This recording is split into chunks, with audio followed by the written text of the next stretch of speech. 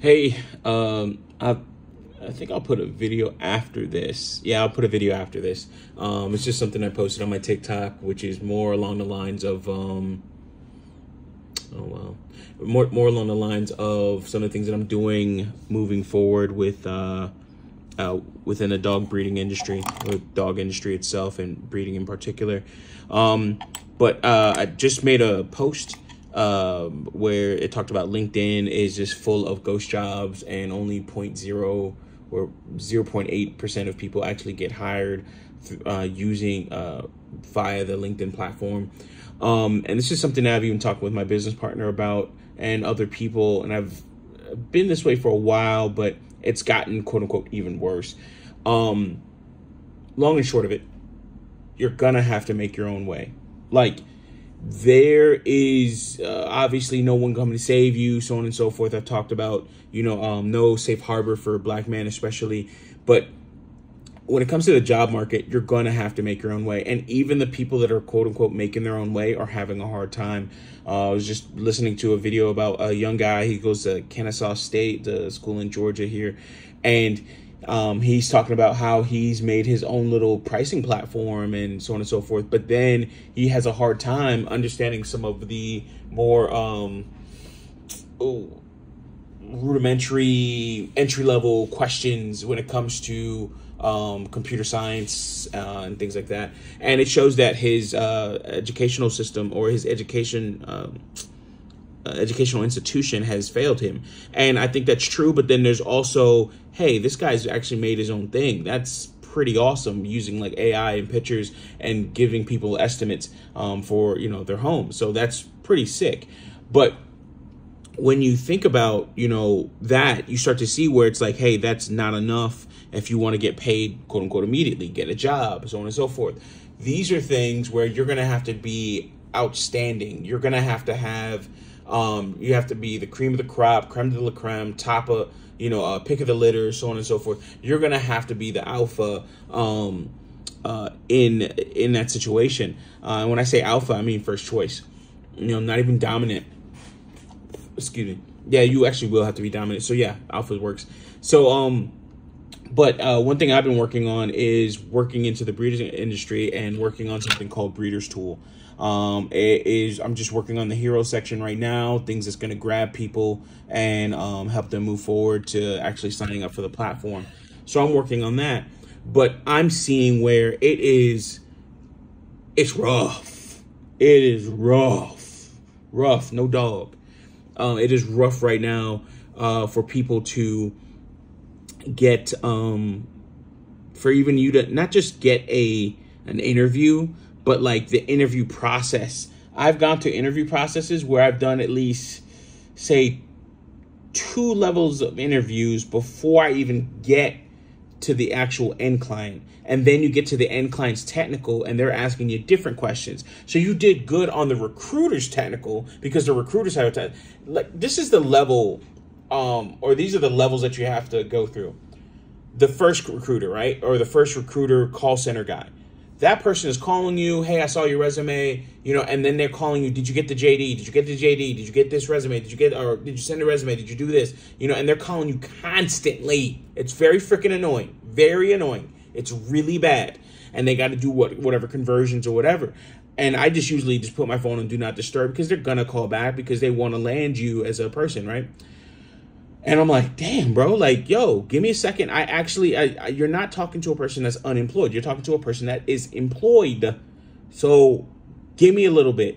Or, hey, I'm driving. I remember during Hurricane Helene, somebody was calling me and I said, hey, I am driving an hour and a half from Jacksonville, so on and so forth. And I told them, like, I'm getting resources because okay. Well, yeah, just when you get home. And I'm like, bro, at home, there's no internet, there's no power, or there's no power, so there's no internet.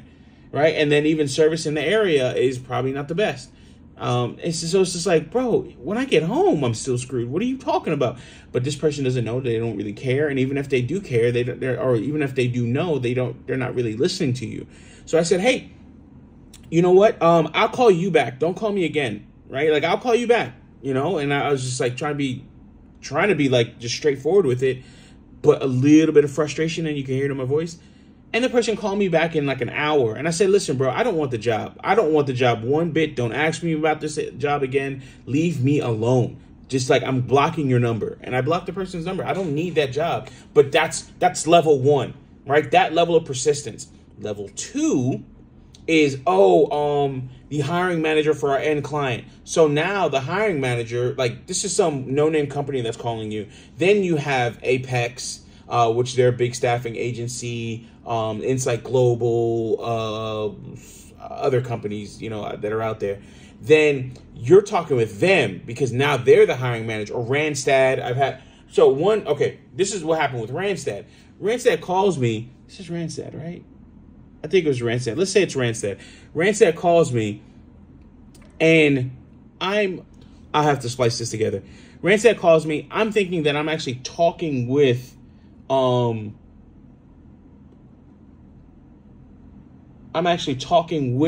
the person that I'm going, I'm talking with, the next thing that they're scheduling for is a technical with the client.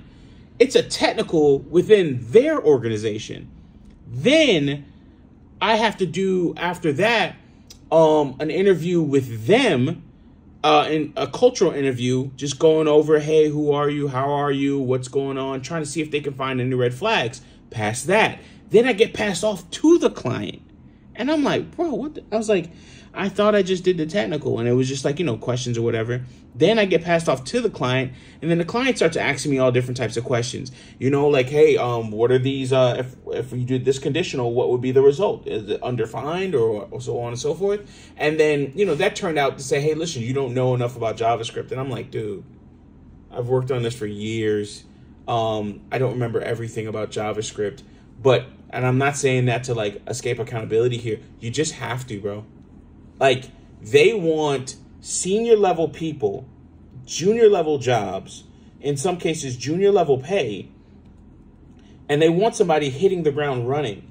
So if you worked on something six months ago to a year, they want you to have that knowledge as if you worked on it that day. And I failed technicals because of that. And then right after the technical, like right now, I had to start working on DynamoDB. I hadn't worked on DynamoDB for about a year or so. So it was just like, it wasn't fresh in my mind. And the guy looked at me, and I felt bad because it made it look like I was lying about my resume. He's like, all I did was look at your resume, and you said you've worked with DynamoDB. But they don't ask you what level or whatever. They just understand what we think you should know with DynamoDB, and then start asking you those questions. You know about Lambdas. Oh, okay, great. And then what happened is, and this is totally on me, of course, obviously, is that I forgot how to write Lambdas because I've been working so much on Nest.js, non-Lambda code. So it's just code that you run locally on your system or that'll get built, and then it'll have a web interface or something like that, right? So maybe on the EC2 instance or something like that. So I'm out of, bless me, that realm of expertise. But did I do it? Yes. When did I do it? Well, that's a little while ago. So this is what you're running into. This is what you're dealing with on a regular basis when it comes to job interviews now. So as I said, you got the call center person, then you got the actual staffing agency, right? Because now they're farming that stuff out to other call center agencies and stuff like that, just so they can get their conversions and do all the other filtering or whatever, right? And this is not even mentioning the AI test, because now you're having these glider tests. Like I have to take a glider test this weekend for Node.js, TypeScript, JavaScript, right? And it's just like, all right, cool. I got to take that. I've done this before. I do this on a regular basis. I'm working on this code base. But then it's like you got to take a glider test on Golang. And then the Golang will be like, okay, how do you work with interfaces? And I'm like, oh, man, it's not like interfaces in JavaScript. Interfaces are different, how they interact with one another, or how you can interact with certain things. And then it's like polymorphism in JavaScript, in Golang, right? Or it's version of polymorphism in Java and Golang. So it's like, you see how I'm doing. I'm having that back and forth where I'm trying to figure out the right word or assign the right word. It's like that, and then you're timed. So what really gets me, and one of the things that I try and do now, is if I'm searching for a job, I try to search for a job that I'm doing my current skill set on. But then you have that issue where it's like everybody wants React. Well, I'm using Vue and not too many people are using Vue. It's like, damn, fuck me. It's like, damn, like right now I'm learning Nuxt.js, which is like a superset or a super framework on top of Vue.js. And it's just like, man, like you're just, it's just so much when it comes to jobs now. The competition is extremely high. And if you're not doing your own thing, and when I say doing your own thing, making your own projects, taking those projects and turning them into something where you can make some money off of it, so on and so forth, that is going to be an issue for you. You're gonna have to do more. Like, even with what I just said and my failings, I know on me, I have to do more. I have to, have data pipelines, pocket reference book. I have to have all of these other books that I have underneath my desk here. Learning Go, learning Java, learning robotics, learning TypeScript, JavaScript. Look at the JavaScript book. That's crazy. The JavaScript book is bigger than the Learning Java book. Shout out to Dr. T.S.on Johnson on his book as well. It's just like, bro, you have to learn all these different things. You have to have, quote unquote, your setup has to be to where it's like, hey, you're focusing on code and everything else. It's like, just showing off my setup there. But it's like, hey, you have to be in it, is my point. You have to be deep in it right now. And even when you're deep in it, you also have to be focused, strong-willed, and focused and strong-willed. Like, you have to be motivated to do more, learn more. It's rough out there. You're gonna have to make it work, and you're most likely gonna have to do your own thing. Anyways, with that being said, appreciate you all. Be safe. Talk to y'all later. All right. So as I'm closing out this litter and the final sale of this litter, weather is an issue in terms of transport right now, because my last puppy will be going to Virginia. That deposit and everything is in. But I'm moving into phase 2, phase 3 of what my overall vision and goal. Really, I am a systems and software engineer, and my thing is to make useful software, make useful tools. One of the things that I've come up with is Breeders Tool, something that will help breeders actually breed right every time. That will help them breed and run their breeding programs, as well as providing the end user, like from whelping or rearing all the way to sale, transport, and helping them with that, and working with I'll be working with breeders, but one of the goals is to be able to take this tool and run my next breeding with it, which is why I gotta have a tight window of 2 years to get a fully functional app up and running, beta tested, and then ready for use.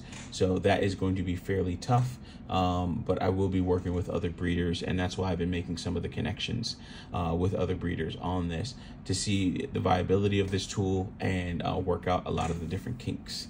So this is what I do on a regular basis. I have an iPad Pro here, and I use this as, your physical, like, okay, this is working, not working. You can see certain elements that are moving on the screen, little animations in the background that weren't working a second ago. So it's like working out those kinks to make sure it works every time. Like, for instance, I just changed this to light mode from dark mode, and it is still showing its dark mode. But then if I refresh it, it shows as light mode next. Working through, the front page, like, okay, hey, the design of the app. This is kind of like my daily view, that's part of my screen, of course, and then the other side of the screen, which is me actually, the code that I'm writing.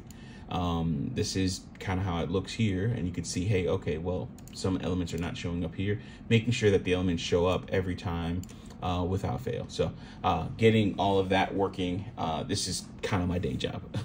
It's just part of my day job here, and this is what I do.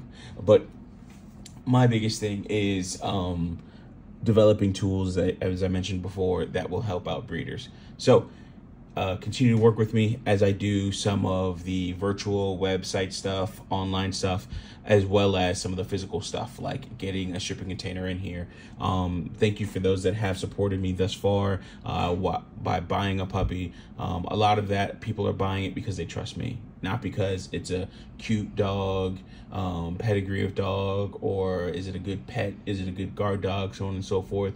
A lot of people buy it off the trust of me, and or price. You know, a lot of them are saying, hey, I'm gonna put my money with you because I trust you and what you're trying to do, and I do appreciate that. Now, I won't say that's everything because I am not at the center of everything, but I will say that is a large part of it, as I'm working and understanding like a little bit more about the industry and the business overall. So this is an opportunity for me, and also I want to make sure that it is an actual good opportunity for others to get a good pet. All right. With that being said, thank you so much. Appreciate you. Peace.